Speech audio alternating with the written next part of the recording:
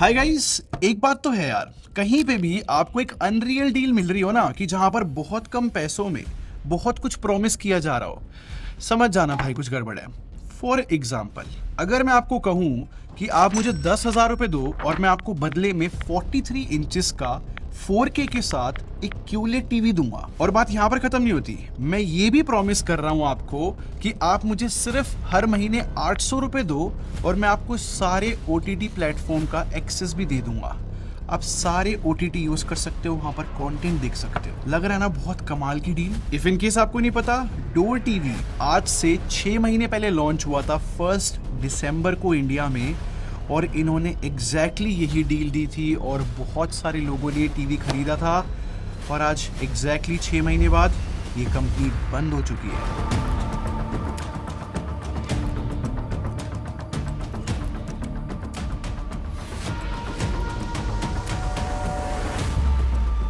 अब ढंग से एक्सप्लेन करता हूं कि ये डोर टीवी एग्जैक्टली में क्या कंपनी थी।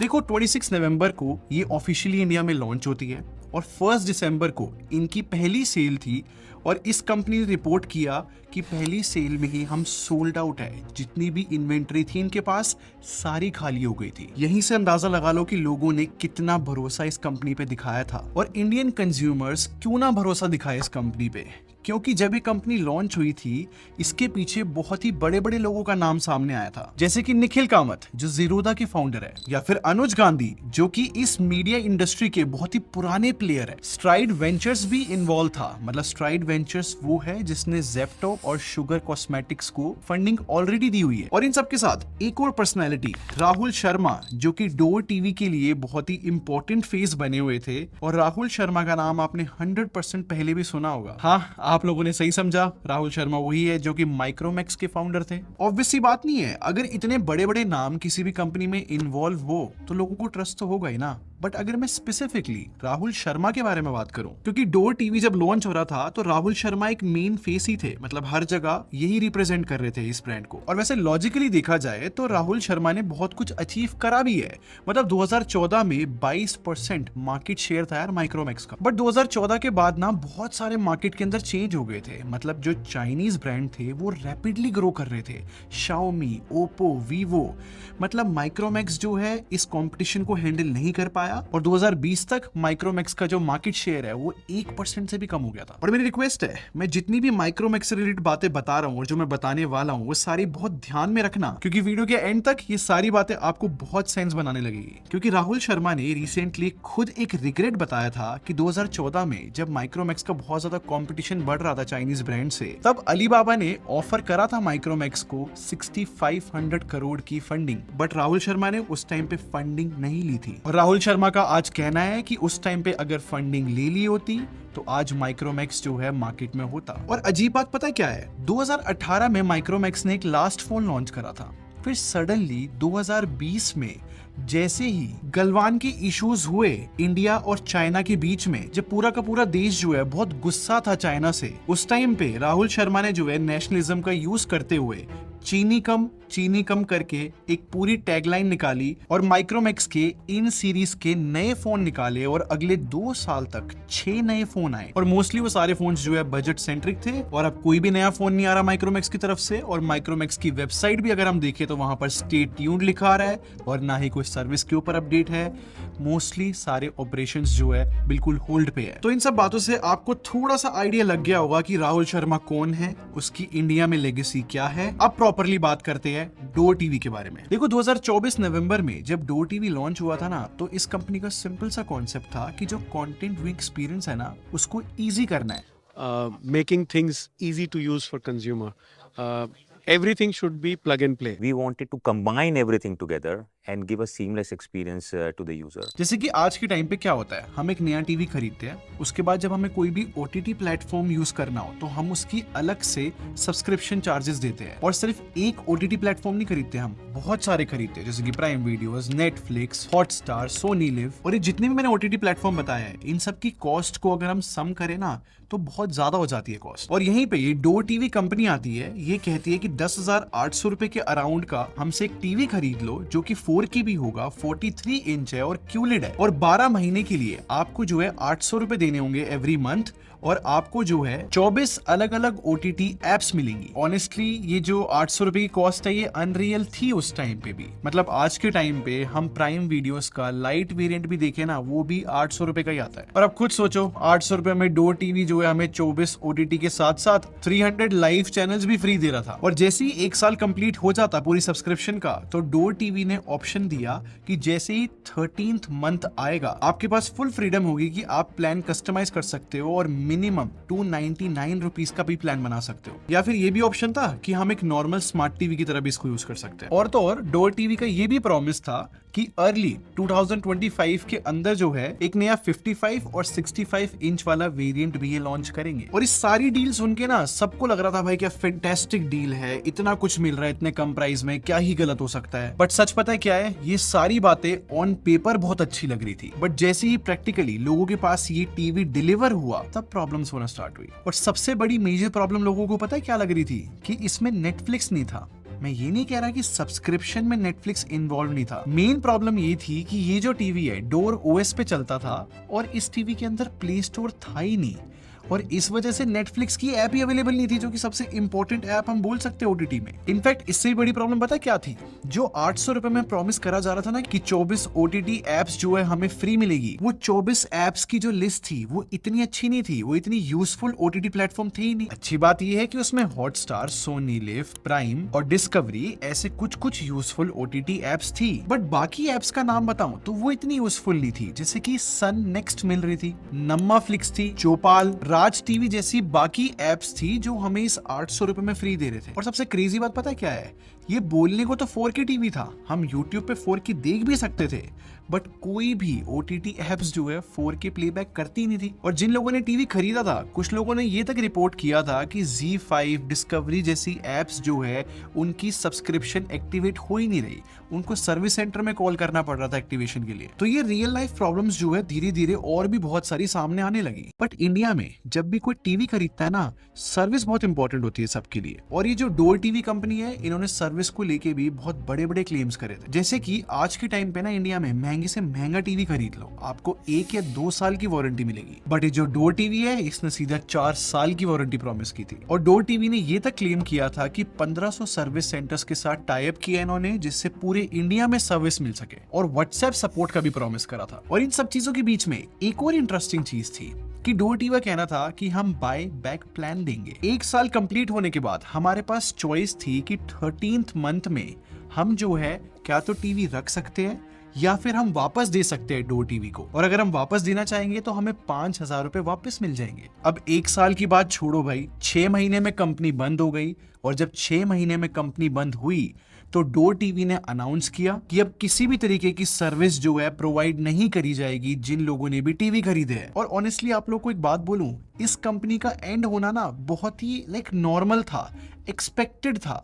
क्योंकि जब इनके FAQ कोई भी पढ़ रहा था ना, सबसे अजीब FAQ थे वे, इतनी सारी वियर्ड टर्म्स एंड कंडीशन थी जो कि बहुत ग्रे एरियाज में थी। जैसे कि एक जगह पे लिखा हुआ था कि इस टीवी को सर्विस तभी प्रोवाइड करेंगे जब तक आप प्लान खरीदते रहोगे, और जो 10,800 रुपए आपने दिए है ना, उसमें टीवी आपने खरीदा नहीं है, ये इस कंपनी से आपने काइंड ऑफ रेंट पे लिया है। और अगर आप सब्सक्रिप्शन नहीं खरीदोगे तो इस कंपनी के पास पूरा हक है कि आपके घर आके टीवी आपसे वापस ले सकते हैं। इनफैक्ट ये तक लिखा हुआ था कि अगर सब्सक्रिप्शन नहीं खरीदोगे तो सॉफ्टवेयर की हेल्प से ये टीवी के ना HDMI पोर्ट को लॉक कर देंगे, जिससे आप कोई भी फायर स्टिक यूज कर ही ना सको। और इफ इन केस आपका अगर मन है इस टीवी को खरीदने का, तो आपको सब्सक्रिप्शन तो खरीदते रहना है, और बाद में ये लोग ऑप्शन देंगे, थोड़ा सा आपको और प्राइस पे करना होगा और ये टीवी आप खरीद सकते हो। और सबसे क्रेजी पता है मेरे लिए क्या था, यहाँ पर एक टर्म्स एंड कंडीशन में लिखा हुआ है कि अगर किसी ने भी ये टीवी खरीदा है ना, तो इस टीवी के बारे में आप बिल्कुल बुराई नहीं कर सकते।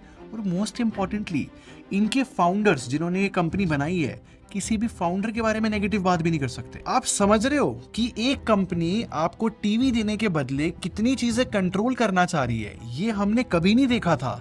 इसलिए मैं कह रहा था इतने ग्रे एरियाज में थे इनके FAQ, टर्म्स एंड कंडीशन, कि बहुत नॉर्मल था इस कंपनी का बंद होना और एक्सपेक्टेड था। और इन सब चीजों के साथ ना मुझे तो ये भी अजीब लग रहा था कि FAQ में इतना ज्यादा ध्यान है इस कंपनी का, इतना ज्यादा कंट्रोल करने में ध्यान है लोगों का, बट इनका ना अपनी मैनुअल में ध्यान नहीं था। इन्होंने हर जगह प्रमोट करा हुआ है कि 40 वॉट की स्पीकर है इस टीवी के अंदर, बट साफ साफ मैनुअल में लिखा हुआ था कि 20 वॉट की स्पीकर है इस टीवी में। कंट्रोल कहाँ पे क्या हो रहा है बिल्कुल समझ नहीं आ रहा। और 22 जून 2025 को जब इस ब्रांड ने ऑफिशियली अनाउंस कर दिया कि हम सारे ऑपरेशंस बंद कर रहे हैं, हर तरीके की सर्विस बंद कर रहे हैं, तो पूरी टेक कम्युनिटी की तरफ से बहुत बैकलैश मिला इस कंपनी को। और इन सारी चीजों को वापस से राहुल शर्मा और माइक्रोमैक्स के साथ लिंक करा। और क्यों ना लिंक करे, माइक्रोमैक्स भी सडनली ऐसे बंद हुआ और ऐसे ही डो टीवी बंद हुआ। बट इन सब चीजों के बीच में एक चीज अच्छी हुई है, जिन लोगों ने भी डो टीवी खरीदा था ना, उनको जो है सिर्फ 10,000 रुपए में एक 43 इंच का 4K QLED टीवी मिल गया है। कंपनी वापस नहीं ले रही है, इनफैक्ट कंपनी ने जो है पूरे टीवी को अनलॉक भी कर दिया है। आपके रेफरेंस के लिए बताऊं तो आज के टाइम पे 10,000 रुपए में 32 इंच का एक HD टीवी ही मिलता है, जो कि बहुत ज्यादा अच्छा नहीं होता। अब इस पूरी सिचुएशन को बहुत ध्यान से एनालाइज करने के बाद ना मैं यहाँ पर 2 लेसन देना चाहूंगा। एक लेसन होगा बायर्स के लिए और दूसरा लेसन होगा इन्फ्लुएंसर्स के लिए। पहले बायर्स की बात करते हैं। अब हर कोई ये एडवाइस देगा कि यार कोई भी नई कंपनी आती है तो उसके ऊपर एकदम से ट्रस्ट मत करो। अगर आपको ट्रस्ट करना ही है तो उसको एक्सपेरिमेंट समझो। देखो कोई भी नई कंपनी जो है ना, फर्स्ट गो में सक्सेसफुल प्रोडक्ट निकाल ही नहीं सकती। हम इंसान हैं, हम लोगों से चीजें ऊपर नीचे हो सकती है। किसी भी नई कंपनी का सामान तभी खरीदो जब आप उस अमाउंट को लूज करने के लिए रेडी हो। एक कैलकुलेटिव रिस्क होना चाहिए, क्या तो वो शायद सक्सेसफुल रहे या फिर ना हो। ये कंप्लीटली डिपेंड करता है कि आपका फाइनेंशियल स्टेटस क्या है, वो आपको खुद सोचना पड़ेगा। और नेशनलिज्म, देशभक्ति जो है सबसे इंपॉर्टेंट क्राइटेरिया नहीं होना चाहिए कोई भी प्रोडक्ट खरीदने से पहले। और इसका सबसे बेस्ट एग्जांपल जो है Xiaomi है, जो कि एक चाइनीज कंपनी है जिसने कोशिश करी खुद का प्रोसेसर बनाने की और वो बहुत सक्सेसफुल हुए। और Xiaomi की सक्सेस जो है अमेरिका को बिल्कुल पसंद नहीं आई और चाइना पे बैन लगा दिया। अब जो है वो लेटेस्ट टेक्नोलॉजी वाले प्रोसेसर नहीं बना सकते और इस वजह से Xiaomi जो है ग्लोबली किसी और कंट्री में इतना सक्सेसफुल हो ही नहीं पाएगा। और ये बात इसलिए बताई है कि चाइना जो है टेक्नोलॉजी में इतना आगे आज के टाइम पे, हर जगह की मैन्युफैक्चरिंग वहीं पे होती है, वो लोग इतना सक्सेसफुल नहीं हो पाए। तो इंडिया जो है फिलहाल टेक्नोलॉजिकली देखा जाए तो बहुत एडवांस नहीं है।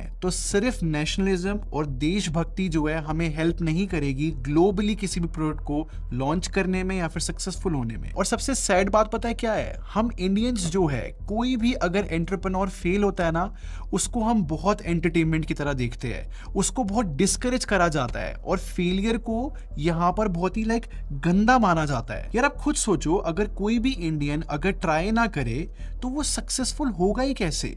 फेलियर होना इतनी गलत बात कैसे हो सकती है? आज के टाइम पे बहुत इजीली हम बोल देते हैं माइक्रोमैक्स फेल हो गया, डो टीवी फेल हो गया, राहुल शर्मा ने अच्छा काम नहीं करा, बट सेम टाइम पे हम कभी अप्रिशिएट नहीं करते राहुल शर्मा का भगवती प्रोडक्ट्स लिमिटेड भी एक और कंपनी है, मैन्युफैक्चरिंग का काम करती है और ओप्पो और वीवो के बहुत सारे फोन का मैन्युफैक्चरिंग यही कंपनी संभालती है और वो बहुत सक्सेसफुल कंपनी है यार। 6,000 करोड़ उनका रेवेन्यू अभी हिट हुआ है। बेसिकली मैं कहना चाहता हूँ कि नेशनलिज्म बहुत अच्छी बात है, देशभक्ति आपके अंदर होनी चाहिए, बट आपको जो है वेल एजुकेटेड भी होना चाहिए कि रियलिटी क्या है पूरी दुनिया की, कौन सी सबसे पावरफुल कंट्री है जो पूरी टेक्नोलॉजी को रूल करती है। जब आपको ये चीज समझ में आएगी तब आपको रियलिटी चेक होगा कि सिर्फ नेशनलिज्म से जो है हम प्रोडक्ट नहीं खरीद सकते। और इस सेम चीज हम एंटरप्रेन्योर्स के बारे में बोल सकते हैं, वो ट्राई करते हैं, ये सच में बहुत बड़ी बात है। इन चीजों में गट्स ही चाहिए होता है। और सेकेंडली अगर मैं इन्फ्लुएंसर्स की साइड से बात करूं कि जितने भी हम यूट्यूबर, इंस्टाग्राम, जितने भी हम कंटेंट क्रिएटर्स हैं, हम क्या कर सकते हैं? सच बात यह है कि हम सबको जो है व्यूज, सब्सक्राइबर, लाइक्स, इन सब से बहुत प्यार है, इसी से हम कमाते हैं और इन सब चीजों की वजह से ही हम वो सारा कंटेंट बना पाते हैं जो आप लोग को हम दिखाते हैं। और इसी वजह से जब भी कोई नई कंपनी आती है ना, वो सबसे पहले इन्फ्लुएंसर्स को कांटेक्ट करती है जिससे प्रमोट कर सके अपने नए प्रोडक्ट को। और ये बहुत ऑब्वियस बात भी है क्योंकि यूट्यूब, इंस्टाग्राम, यहीं पे ऑडियंस है, यहीं पे तो प्रमोट करेंगे। बट एक बहुत इंपॉर्टेंट रिस्पॉन्सिबिलिटी आज के बाद जो है हमें इन्फ्लुएंसर्स पे आ जाती है कि जब भी हमें कोई नई कंपनी दिखती है जो बहुत ही अजीबोगरीब टर्म्स एंड कंडीशन लेकर आती है या फिर बहुत ही कम प्राइस में कोई बहुत ही कमाल का प्रोडक्ट दे रही है, यार हमें बहुत ढंग से इन्फॉर्म करना पड़ेगा कि ये सिचुएशन है, मर्जी आपकी है, आप इस चीज पे पैसा लगाना चाहते हो कि नहीं, कैलकुलेटिव रिस्क लेना चाहते हो कि नहीं। सिर्फ ब्लाइंडली प्रमोट कर देना हाइप बनाने के लिए, व्यूज के लिए, ये जो है अब नहीं चलेगा यार। और ये मैं जितनी भी बातें बता रहा हूँ ना, मैं हर एक फील्ड की बात कर रहा हूँ, सिर्फ टेक प्रोडक्ट्स की मैं बात नहीं कर रहा। चाहे फिर गाड़ी आ जाए या फिर कोई और जितनी भी चीजें नई लॉन्च होती है, कोई भी कहीं पे भी नई कंपनी आती है ना, अब ये हमारी रिस्पॉन्सिबिलिटी है कि हम उसको ढंग से जज करें और लोगों को ढंग से बताएं कि ये सिचुएशन है। इनफैक्ट लोगों की भी रिस्पॉन्सिबिलिटी है कि अगर वो नई कंपनी पे ट्रस्ट कर रहे हैं तो वो अच्छे से उनका बैकग्राउंड चेक करे या फिर एक कैलकुलेटिव रिस्क वाला डिसीजन ले, क्योंकि ये जो सिचुएशन है, बिलीव मी, अगले आने वाले 5 से 10 सालों में बहुत होने वाला है, क्योंकि इंडिया बहुत रैपिडली ग्रो हो रहा है। बहुत सारी नई कंपनी यहाँ पर आ रही है और बार बार आएंगी और बहुत सारी कंपनी फेल भी होंगी। अब आपको स्मार्ट बनना पड़ेगा इस पूरी सिचुएशन में। बाकी मैं कोशिश करता रहूंगा कि यार अच्छे से हर एक चीज को एनालाइज करके ऐसी वीडियोस में आप लोग के लिए लाता रहूं जिससे आप लोग भी अपडेटेड रहो। आप क्या सोचते हो इस पूरी सिचुएशन के बारे में, मुझे कमेंट सेक्शन में जरूर बताना। अगर आपको ये वीडियो पसंद आई हो तो लाइक बटन पर जरूर क्लिक कर देना और सब्सक्राइब करके हमारी टेक बार आर्मी को ज्वाइन कर लो। हम लोग क्वालिटी में बिलीव रखते हैं। अगले मिलते हैं। Thanks for watching. Bye bye guys.